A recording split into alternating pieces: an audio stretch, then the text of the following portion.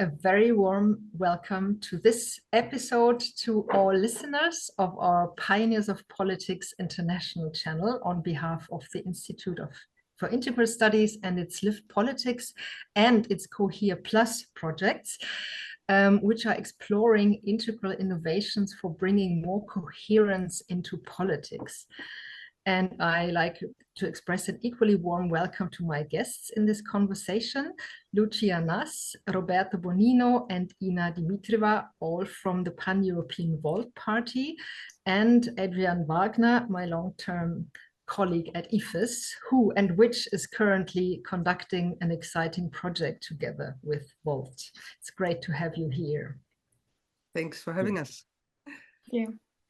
We are having this conversation in mid-May 2022, which is shortly before the elections to the European Parliament, in which Volt, the party Volt, is participating for the second time. And this time it is offering European citizens a new way of making sense of EU politics, which at the same time is also a new way for citizens to make themselves heard in the first place. And for the time being, this is called Volt Sense. And we at IFIS have the pleasure to co-create this holistic survey, which we'll hear more about in this conversation.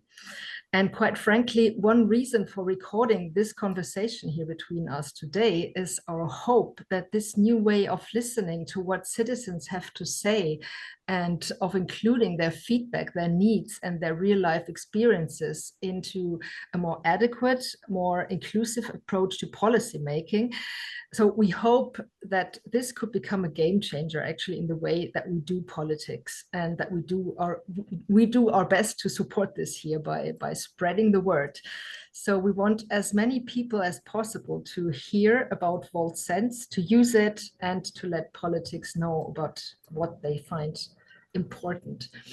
So before we dive into what this means and how this works, I would like to invite all of you briefly to check in, to introduce yourselves, and to give us just a little bit of background about your stories with Volt and with this project, or with this project.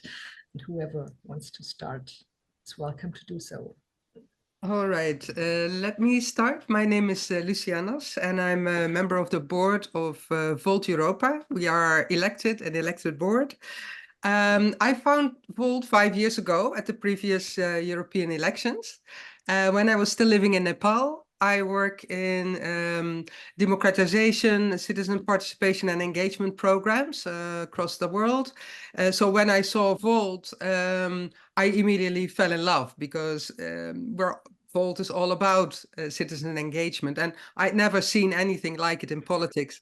So I joined for that reason, and today in the board, one of the things I'm really excited about is how to bring democracy really beyond the voting that it has become today. Thank you. Okay, I'll go next. I'm Roberto Bonino. I'm part of both Volt Switzerland and Volt France, which is already a particularity of Volt, that you can be member of chapters of different countries. That shows how different is the way we do politics. I'm a member of Volt since about 5 years. I was part of the founding members of Volt Switzerland. Now I'm less involved in Switzerland. I spend more time in France, so I stepped down, and my main contribution at the moment is really contributing to the project that we're going to discuss now. Okay. Hand it over to you now. Thanks. I'm Ina. I am part of Volt Austria, but actually I get to know Volt in Germany. And actually, originally I'm from Bulgaria. So the moment I found Volt, I just thought, okay, that is my identity. It's about Europe, and I feel as European. So it immediately just felt like my political home. So since 2019, I'm working on the project, and I'm mostly in the field of citizen empowerment, which means that I'm also supporting democratic innovation and democratic tools that empower citizens to influence political decisions beyond the elections. And I stand for human rights and electoral rights, especially for mobile EU citizens, because for our European Union, we really need to create one political community for all Europeans. Yes, that's it.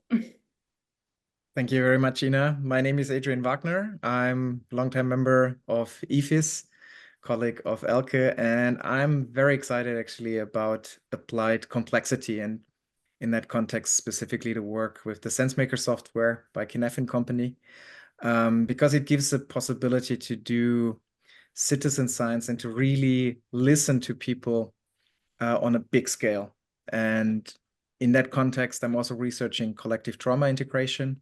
There was a first report published about this, and that's how you guys reached out to me. And I'm very excited where we already are in our path of really building a European citizen sensor network, so to speak. And looking forward to discuss this today with you. Great, very exciting already, but I'd like just to spend a short moment on introducing Volt a little bit for those who might not know it as well yet. So there are a lot of things that are unique about Volt as compared to other parties. It's a pan-European party, for example. It's organized not so much or not at all in national chapters, but across borders. Then you have a lot of young people involved, or even a large majority of young people, so much that, as I heard in the prep call, the fewer elders are kind of in need to have their own section. So that's exactly the opposite of what's the case in other parties. Very interesting. And then also, for example, 80% of your members have never been part of other parties. So can you share just a little bit more about what Volt is and what is so special about it in your perspective? Maybe let me kick it off, and then Roberto and Ina can add to it. So, yeah, you're saying we are a pan-European movement, actually. What does that mean? And at the same time, we're a political party, right? So you can vote for Volt. We have 130 elected representatives all over Europe, from local government to national parliaments and the European Parliament. So what that means, a pan-European party, and we are really unique in that, is that we have built one political agenda for all European citizens.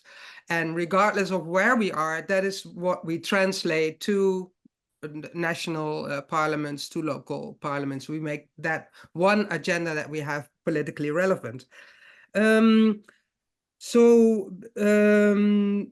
What is also interesting is that very often when people think about Europe and politics, they think about the EU. But Volt Europa we are in 30 countries already present, more than the EU. So that means UK. We have members in the UK. We have members in Ukraine and in Albania, in countries that are not yet part of the European Union. And we already want to see them as part of Europe. So that's what I wanted to add. And maybe Ina, Roberto, feel free to add a few things about what makes Volt unique. I can also add, of course, the structure that we have, because we are working across borders. We have a lot of election time. Every year, we have several cycles of election time that is different than other parties, because we have elections in almost every country on almost every level. And we can learn from different approaches in different countries. We are very integrated as well. We are very diverse, and we have debates within the party that come from very, very different perspectives all across Europe. So in a sense, we actually represent the European community within our organization. And we also can think of politics, then tackle challenges of this diversity. So we are very, very unique due to this unique structure, and due to the fact that we want to do European politics, and we don't want to be focused on the national perspectives. Yeah, I would only like to add and stress that it really goes behind the structure. It's not just a form, but it's really lived. by the people across Europe. As I mentioned before, I'm part of 2 chapters, one within the Union, one outside with Switzerland. And for example, when in the Swiss chapter we were organizing elections in Zurich, we had people from the German chapter coming and giving a hand. So it's really, it's more than across borders. There's no borders for voters across Europe. Yeah, that's what you see with young people. You know, we have, you mentioned that already, Elke. So we have a lot of young people involved, and they were born at a time when, you know, these borders no longer existed, and we have the euro already. So in their mind, these borders don't exist. So it's super interesting to see this one community with similar, yeah, ideas for the future. Yes, very interesting. And so to focus a bit on the European elections that are upcoming now, one of the ways in which Volt is doing politics differently is that you have used a so-called preferendum, right, to crowdsource EU campaign topics. So to ask the citizens, what would you find important? And I wonder, could you explain a little bit more how that worked and what were your experiences with this process? We have one practice which we call listening tours. So that is a way that our local teams, our city teams can reach out to citizens and discuss specific topics of their interest. It can be 1, it can be 10. So through a first round among our members, we identified a number of topics that could be interesting for the European Parliament elections.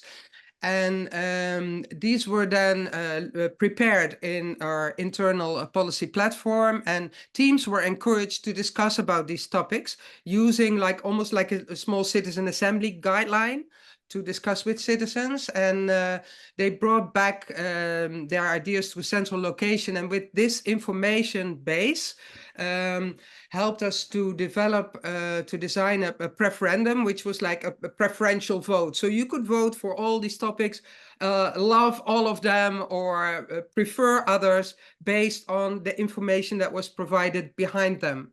So it was really a preferendum, and that resulted in a top 10 topics, which then a team of about 50 policy shapers from all over Europe, people with different, expert backgrounds, work together on with academic institutions, with experts, to really refine and develop a more balanced package. So that was the preferendum, and how we gradually came to a limited number of campaign topics and political agenda for the coming 5 years and beyond. We actually have a 15-year horizon, because we believe that these short cycles of politics are very detrimental, and part of the reason why we see that today politicians have not made the big choices that need to be made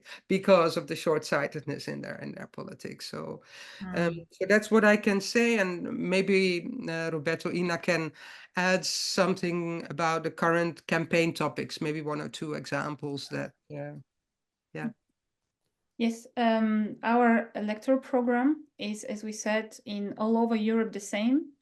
And we have elaborated 29 electoral acts on the 10 different topics. And maybe the most important topics that differentiate our party than other parties are the pioneer approach to reform the EU. And that's very related to democracy.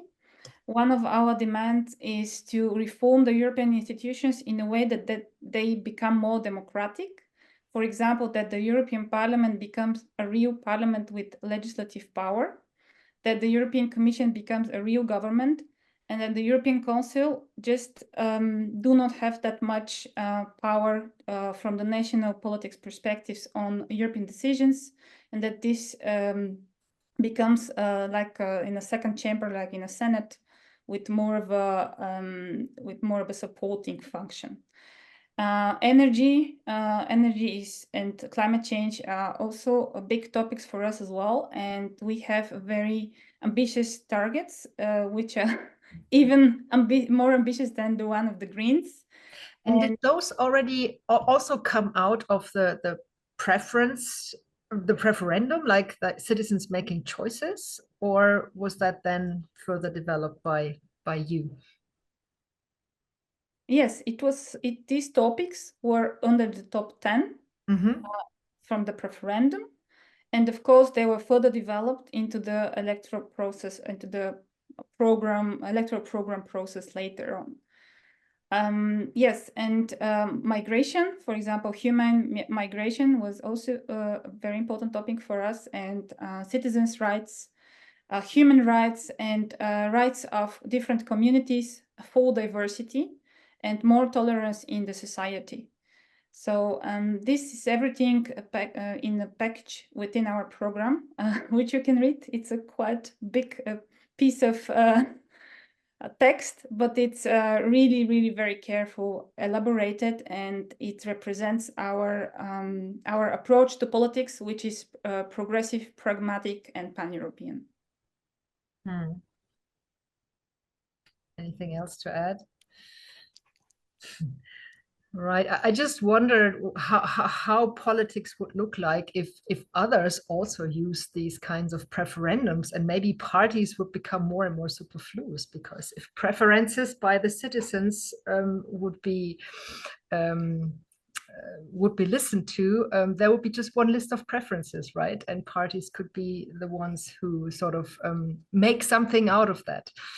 Anyway, so I think that's a nice illustration also for the way that you try to make formats more flexible and lighter in a way, and choose different processes. And I wonder, are there any other ways that you would like to share in terms of how you implement a new kind of political culture that is more, more open in terms of listening to what the citizens have to say? Are there any other principles that you find important to share? Well, I think, go ahead. Yeah. I just wanted to say that how we live our culture in the party, the access to the party is very, very low. I mean, it's very easy to join our party. So there are no, of course, there is some sort of a, we need to check if you comply with our values. But actually, our party is open to almost anyone. And what's very important is that you can engage from the beginning into policy making and into bringing in new perspectives. So the ways we are very flexible in the way we work. It's a very modern way of working, and there are no hierarchical structures that you have to climb up the ladder to have some impact. You can have impact from the beginning, and that makes us very inclusive. Yeah. Yeah, distributed leadership is very important in our organization. So let's say members buy into the overall political framework that we have developed and that we keep evolving together with our members. We are a member-based organization, over 30,000 members already. So we evolve the political framework together, and in a very decentralized manner. So it's always like, how do we balance, and that can be challenging, with 30,000. How do you engage 30,000 people? And sometimes, across Europe, people are very different. So it can be quite challenging, and sometimes the risk of polarization internally can also be there. But we see our movement in a way as how can I say, as a model for how Europe could function if we were to collaborate in a different way and find each other across borders in this way. So I think distributed leadership, listening tours, I've mentioned. What are some of the other things, Roberto, you want to add?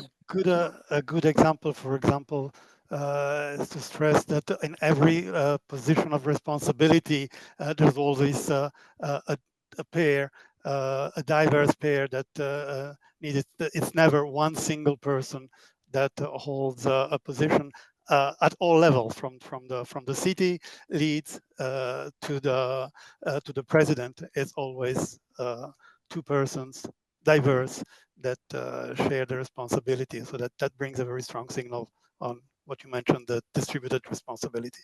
Yeah. And the other thing that's important here is our approach to community organizing. So it's basically gradually building up teams that start small and then grow other teams. So like a snowflake model, we use the teachings of Marshall Gaunt on community organizing from Harvard University. And some of us in the beginning have attended also courses about community organizing, and we try to keep that at the heart of how we build our movement, so that it's ordinary citizens who want to make a difference in their community and impact in their community who can lead, rather than the politicians per se. Of course, the political arena is where things get negotiated, but at the end of the day, it's that has what you want to respond to depends on what citizens find important. So is that basis is very important. Yeah, and I sense a lot of closeness also to the vision of integral politics there, which is also trying to go beyond those big men, mostly leaders, which are often big egos also, and to make politics much more distributed and much more bottom up in terms of trying to include as many perspectives and as many experiences as inclusion, our listening process. Yeah. Inclusion, a holistic approach, long-term perspectives, all of these things are currently lacking in politics, and we try to work them into a new way of doing politics. Yes, so you're an interesting kind of missing link maybe between the old system of politics that we know and something new that needs to be built up in little steps. So very curious what emerges from your work. So let's now move to the more specific project that we already mentioned in the beginning, this co-creative survey on how citizens see and experience the EU and EU politics using the so-called SenseMaker software that was developed by Dave Snowden and the Kinevin Center. And you will find some links about this in the show notes of this video, where you can go deeper and get some more information about that. So let's start with the question, well, how did this whole endeavor come into being? What got you excited about this? And why do you feel, or did you feel that this might be worthwhile trying out on a larger level as a project of Volt? I learned about the SenseMaker through a study that Adrian had been working on, that looked at polarization, democracy, and trauma healing. And Roberto was the one who shared the research with me, and I was in awe, because the first time, and this is my work, right? This is what I do, developing mechanisms and systems that make people heard. I've been doing this 40 years in international development, and I've never seen the possibility of having really these stories, the real experiences of citizens being compared to make patterns and to make sense of, being compared based on what citizens themselves think about their story. So there's no researchers in the middle. It's citizens themselves doing an analysis of their story, which makes it possible to compare the stories. And the visuals that came out, and I was in awe. And then Roberto, maybe you take over from me and tell a little bit how you then helped us, to connect with the people, other people in the video here. Yeah, I acted a little bit as a trade union between IFIS and Volt. I started getting interested in IFIS works on integral politics since a couple of years, and that's where I've discovered the notion of integral politics that I still have to learn about a lot, and as part of the various examples, the SenseMaker and the Kinevin approach of complexity, which is fascinating. My main concern when in Volt, what I see is a party with a lot of wonderful intentions, a lot of good work, and what I worried is how can we make sure that it doesn't fall into what Robert Mitchell called the iron law of oligarchy, where by creating ever smaller power circles, the parties get detached from the base, and that's increasingly challenging as parties grow. And when I discovered the work of Adrian with SenseMaker, yeah, I felt it was really a great tool to really embody this connection between creating policy and directly the needs and the ideas of the citizens, of the public. And yeah, that's how I started. We had at that point with Lucia regular conversations and brainstorming on what we could do to bring new tools, because Volt is extremely receptive to this types of approach, and that's how it all started. Right. And you mentioned that earlier project that we did 2 years ago in 2022 with German NGO Mehr Demokratie and with Thomas Hübel's Pocket project, exploring the connections between trauma integration and democratic competences, which are huge. It was mind-blowing. And this is actually part of Adrian's PhD project. So I'd like to hand over to you, Adrian, and ask you to maybe briefly explain also what this was about, and then tell us, well, what is SenseMaker, and how is this a more holistic, a more integral way of doing surveys, and why is it so powerful for political contexts? Yeah, thank you, Elke. I think I'm going to start a little bit differently with the question of collective trauma, because once you reach a level where you talk about collective trauma, and not even trauma, just when you reach a level where you have a lot of people involved, things get complex. And I think Europe is a result of a collective trauma of the Second World War to never happen again. And in that sense, I think there's a deep need to really look at these underlying patterns and at the history. I mean, I think it's incredible that after, more or less 80 years, we're not fighting against each other anymore. We built quite a robust economy, despite what everybody says, with a lot of intention also to shift into green. And while it goes too slow, the intention is there, I feel, in Europe with European citizens. So the problem with complexity and also with collective trauma is you cannot predict, and you cannot fall into the category where you can say, oh, if you do this, then that happens. You have a black box. You can only see emerging patterns, so to speak. And the question is, like, how can you see patterns in a complex systems? You ask people of their opinion, their experience, and then you let them rate their experience by themselves. And the rating in the sense making, and that's the specific part, is done through so-called signifiers. So you can have a dyad between two poles, or a triad, with each pole. And we will see a little bit of that later on. But I think the real powerful thing is that you see how narrative landscapes are shifting. And the narrative landscapes, like based on the SenseMaker software, that is something that can be scaled. And that for politics is very powerful. You can have a small workshop like we did with 350 people today online working on collective trauma integration.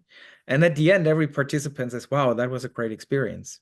But it stays in that circle. Maybe it shifts a little bit because you tell people. Yet with the SenseMaker, we collected 640 stories before, during, after, and you could see how the stories change over time, and how from abstract ideas of democracy, of the structures out there, people suddenly realized, oh, democracy is also a relationship. In a democracy, it means to be in relation. So there was a lot that came out for us that really showed us something is moving into the right direction. We get more stories of the kind of stories that we would like to see in the world and hear, and less stories, for example, of alienation, of fighting against structures, or just feeling disempowered, towards more stories of what can I do? I would like to be engaged. I feel more included again. And long story short, I think that is also what, what came up. Annie Kaspari, who also works very closely with the Kinefin Center, she just called me and said, join us for a call. And I did. And then I met all those people. And suddenly we were in a conversation on how can we actually build this, like this kind of sensor mechanism for Europe. Like, how can we really ask the people on the ground for their voices and let them interpret their own story and then see what kind of patterns are emerging to, play it back to policymakers or, political parties. So you have the big data, but you also have the context because you can zoom in. So it's in that sense, it's warm data or rich data because it combines, a qualitative approach also with a quantitative approach. And so much for the theory. much for the theory. So I think it would be interesting to also show an example of what does that actually look like, and we will post the link to this survey, to this capture, also in the bottom or below this video. So we invite everybody to really check it out and fill it out yourselves. And to get you a little bit more excited, we would like to share a little bit, well, how does that look like? What does the capture look like, and how what are the benefits of such a way of exploring what citizens find important? Would you like to share something from Sure. from the survey? Yeah, so what you see here is one part, and I will show a little bit of it, but I will start with this one. So the first question that we ask people is to share a story about Europe and how they feel about Europe. And then we ask them, for example, like, in the experience that you shared, and it's a very open question to not kind of like zoom in and ask question for what you want to know, so people know what you want to know and then they answer. So in that experience, where do you see yourself and where do you see others? And what is interesting is, like every dot here is a story and a person that says, this is how I feel in this story. And at the same time, you can also see how others feel, how I perceive that the others feel in my story. And what that does is it really shifts perspectives. And, if I do this quick, you might see it shifts a little bit. This is the first 100 story. And what you, for example, can see there are less here. There are more here when it's about myself. And there are a few more stories here or here when it's about others. But there's also an interesting cluster here. It means others are also perceived as friends. And, like the power of the SenseMaker is I could basically only look at those stories because I say, like, I want to see what cooperation is about, or people that feel like cooperation. Yeah. And then it gives me more and more data. So this is one way of looking at the data. There's, of course, also a lot of biographic data, like I can see what are positive stories, what are negative stories. I can filter them. I can look at only positive or only negatives. This is done through all the headlines, actually, of the stories. So each story, it has a micro story in itself with the headline again. For example, scary developments and hope. Yeah. Or learning Spanish from refugees. And you already can see learning Spanish from refugees sounds like an interesting story. It sounds like a story, I would personally prefer to have more in Europe. While scary developments and hope, also has a certain ambiguity that where I feel like, okay, there's scarcity, but where does the hope comes from? And that is then how you can zoom into the stories as well. Like all the stories, if people are willing to share their story, are there anonymized. And, I can shift into a word cloud. In addition, like there's also, it relates to fairness, to nature and climate, to health. So there's also a possibility living together in community to say, I would like to look when I'm interested in specific policies, for example, into migration. And of course, right now there are only 4 stories because we collected so far around a little bit over 100 stories. But, we want to really bring that to a level where we have 1,500, 5,000 stories from all over Europe. And then, the interesting patterns then start to emerge. Because, currently we're working more in progressive circle and we're testing the tool. But by the time we record this, so I'm not surprised that we have a lot of stories in the future and in the present. But you know, the interesting for me as a collective trauma researcher, it will also be interesting if there are more stories here that link the past with the present. And I could go on and on, of course, with, you know, like how to zoom in and how to kind of like extract meaning and make sense of the stories. But this is something that is, of course, not done by myself or by other research. This is something that is done together. So in a SenseMaker process that we also would like to invite people into more and more over Europe, we would look together at this data and we would say, what are you interested in to look in? What surprises you?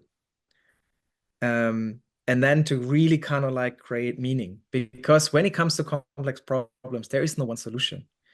There is a shifting of sense making happening. There is something where we say, this is the direction we want to go into, and that's the direction we want to avoid. But there's never a possibility to arrive at an end. Yeah, I would say life is messy, but there is a coherence in it. There are patterns in it. And the same counts for the, you know, European project. Right, thanks a lot. I mean, this is so rich. We could go through the whole thing and find probably some more stuff to talk about. So I would like to maybe give the question also back to the representatives of Volts. We already start to see some patterns here in those data, even though we're still collecting.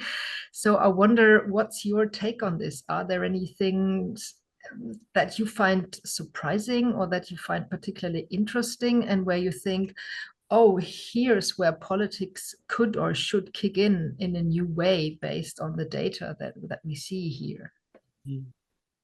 Well, one of the things that I remember from looking at the first data is we asked people to give a little like description of finish this phrase kind of thing, like for me the Europe is, or the EU is, and if you look at these two things of what Europe is and what the EU is, Europe comes things like that feel like homey, home, family kind of language, and EU is very much more like cold, institutional. So it's you know, very fascinating how those two things, and you can imagine you know, yeah, drawing from that, drawing inspiration. What do we want Europe or the EU to be like in the future? You know, that we could really take inspiration, and artists could draw pictures of here's how, you know, Europe looks at itself. Or yeah, super interesting. I think that's just from one of the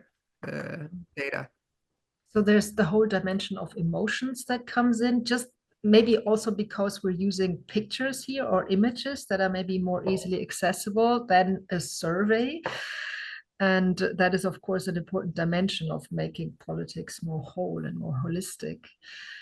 Yeah, any other things you find? I would add something which I or noticed. There was also a pattern where we used a triad, where we asked about the story and what is the major concern of the story. And the answers were between everything changes, nothing changes, or it moves backward.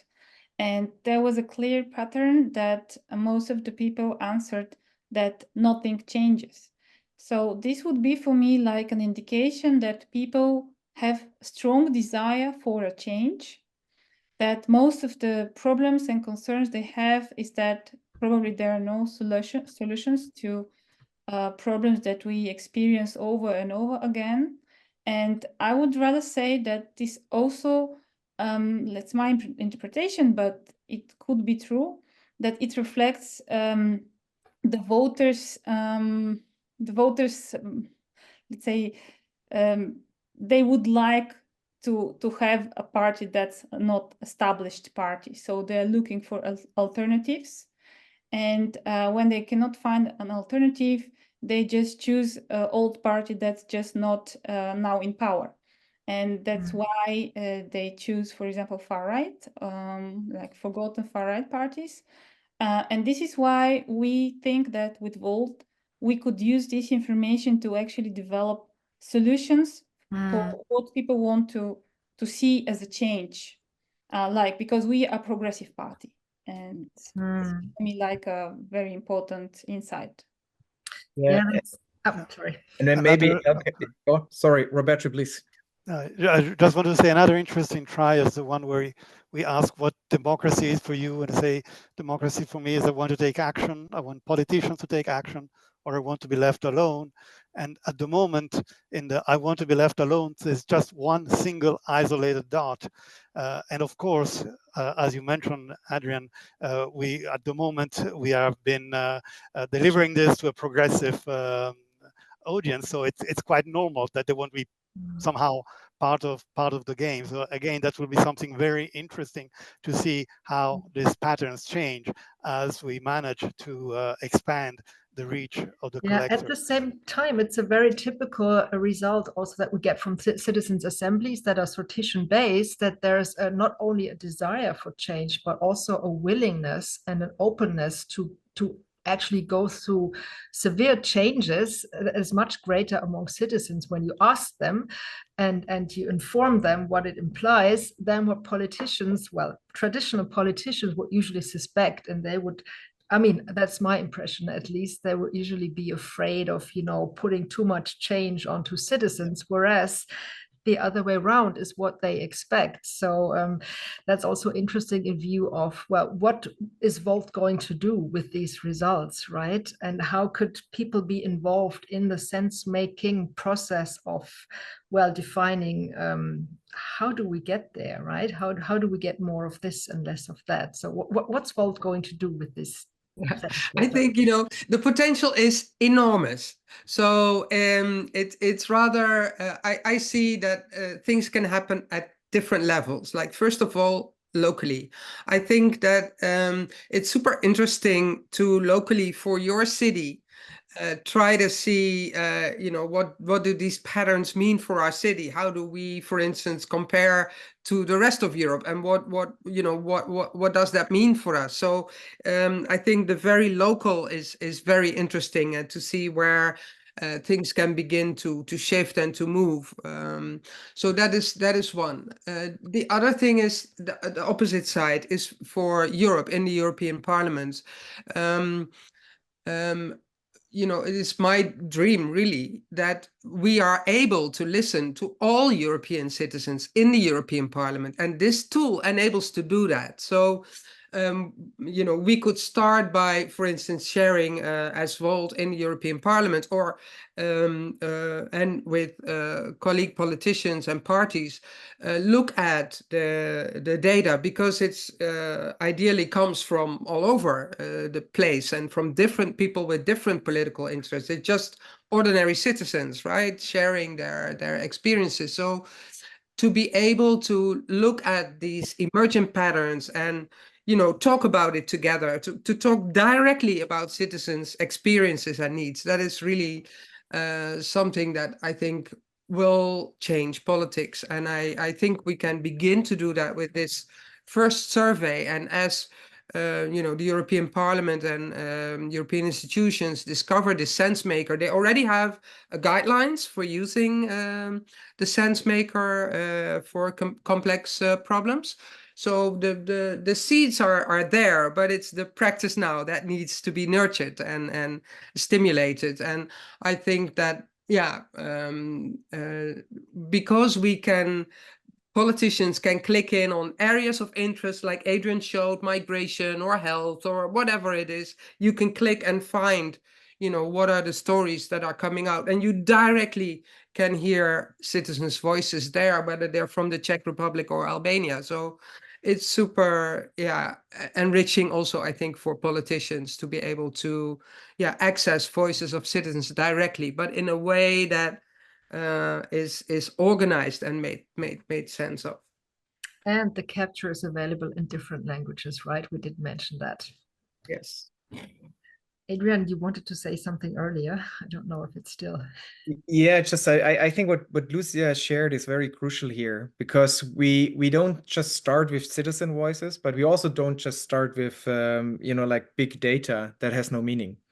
So what we can do, and this is really, Ina, you know, because you mentioned it, we can basically look at all the stories that are in that area that you described, you know, like where people say nothing is moving, and we can see like, yeah, so what does that data tell us? And if we look at the headlines, you know, already the headlines, you know, powerless, life and death, dissolution of something that still cares, and so on, you know, like local bureaucracy against local ecology. So all of this gives us meaning in a particular context to that wider problem.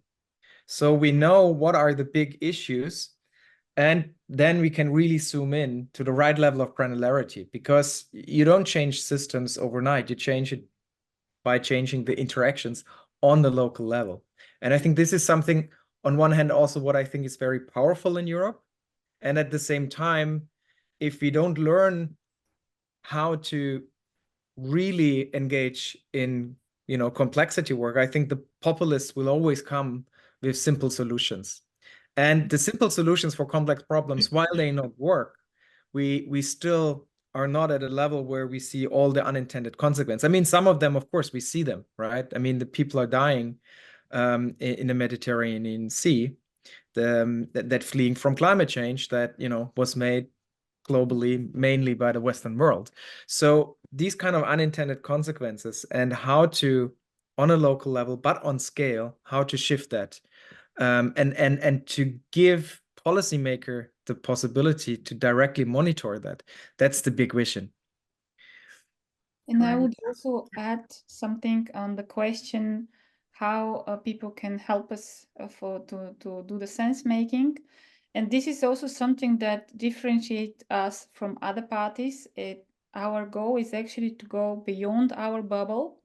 We would really like to collect stories with other organizations that have different access to people of different background. So we would really like to hear voices that we usually do not hear. We would like also to hear voices that are related to supporters of the far right, because we would really want to understand what moves people, what motivates them. And everyone is invited to participate into our collector, to share the story, and also to use our data. So it's a completely open science project, and we would like to contribute to the society as well. And it's not only for Volt. Yeah, interesting. It might be another question where might it need specific approaches to approach those groups of people that usually might be more distant to the EU, but that's maybe another question. Yeah, but I think what comes out very nicely is already like what's the broader value of this kind of approach in terms of being one building block, maybe on the way to what Hansi Freinacht has called a listening society, right? A society or a listening politics that is much closer to the citizens. I would like to ask, as we come to the end of this conversation, since you received a grant by the Impetus project, what do you aim to do with this grant, and how could people, what can we expect to come out of this in terms of follow-up activities on the end of Volt? You know, our dream is to have a network of citizens, or to be able to feel into society across Europe. You know, what's up? What's up? What are people worried about? Where do they want to go? What are they talking about? And to be able to sense that directly with citizens, that is so a sensor network of citizen scientists, we can say, you know, citizens who contribute to build a picture of what's happening and where are we going and where do we want to go, and be part of that feeling that, yeah, if we do this together, we can actually manage the complexity and the chaos that's all around us. You know, if we do this together, we can manage it and gradually shift. I think that by bringing to the next level, we hope to really tap into what you were mentioning, Elke, that if you involve people, you also change their perspective. And I think that the listening society's approach of Fancy Freinacht, the most important part is the part where you're listened to, and changing this perspective and having, having this big sensor is a great thing because it brings the information, but the impact is multiplied because each person in the sensor will create maybe 10 or 50 people who will be listened to. And only just that fact, we believe, will have an impact, a deep impact. Great. Yeah. This brings to my mind an idea that came up in our Live Politics project recently, where we discussed the idea of placing such a SenseMaker capture ahead of each sortition-based citizens assembly, right? To really explore what are the topics that are really burning, that really move people, and then sort of have that set the agenda of a citizens assembly. So that would be really like an interesting institutional reform that is not out of reach. I mean, it's technically completely feasible, and it would be a very smart combination of two innovative tools. Yeah, so there's a lot to come. And right, so maybe to close this conversation, are there any ways that you would like to mention how people can get involved and how they can, I mean, besides filling out the capture, of course, if they want to learn more, if they want to be in touch with your party, following up with this capture, what can people do if they want to contribute even more? Maybe shall I, guys, looking at, yeah. So go to our website, volteuropa.org. And there you can find a button, to become a member. We have 3. You don't have to become a member immediately. You can just follow us and get our regular news. In our newsletters, we tell you, about events, about things that you can join, activities you can do, like fill in the SenseMaker or do a SenseMaker project with your school, with your secondary school, and, make it part of a bigger European network. Subscribe to our newsletter. You can become a volunteer with us, so not necessarily directly a member, but active for Volt. Or become a member and help us do all these interesting things that engage citizens, that look for policy solutions that work across Europe. So on our website, of Volt Europa, you can also find all the local chapters. So if you're like, well, this Europe is a bit far for me, then you can still go to your country, find your city team. So you can enter at all kinds of levels that are fitting with your interests and the influence you want to have.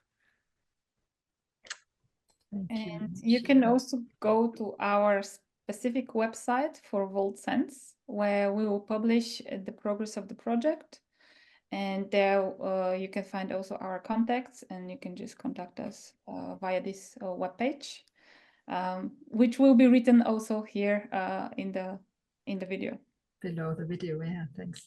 And we as IFIS are also hosting a format called the European Integral Political Salon, where Roberto is also a co-host.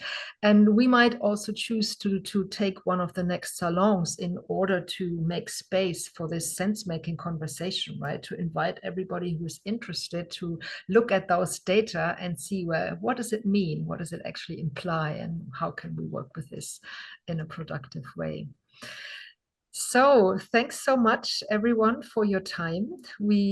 I wish you and us good luck and many respondents to this very exciting survey. And to our listeners, before you stop the video, make sure to click on the link in the show notes and fill out the SenseMaker capture so that your input is included into our data collection. The collection will stay open until the end of the year. That's what I heard, right? At least, hopefully longer, as we raise resources to build and expand the sensor network. But we'll keep you informed about that below this video and on the websites that we shared. And with this, thank you very much for listening. Take care and stay tuned. We will be in touch. Thank you. Thank you. Bye.